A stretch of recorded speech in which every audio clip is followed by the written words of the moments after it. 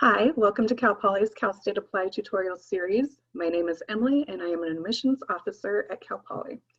In this video, we will be covering the high school coursework and the A through G matching tiles of the academic history quadrant for applicants who have all international high school coursework.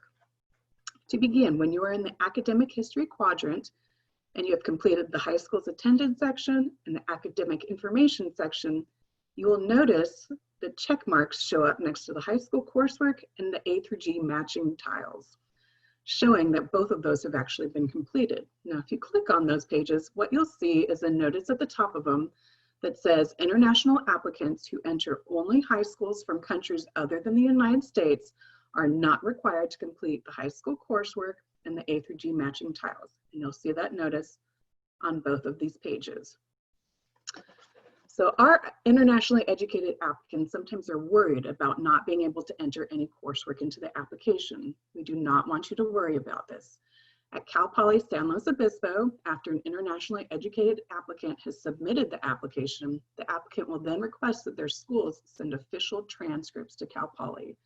Once we receive those official transcripts and any required test scores, we will then verify your coursework, GPA, etc. through a manual review of the official transcripts. We will also follow up with our internationally educated applicants after they submit their applications with instructions on what we require for the application file to be complete, as well as how, when, where to submit the information. Thank you for watching and feel free to contact our office with any additional questions. We wish you the best of luck.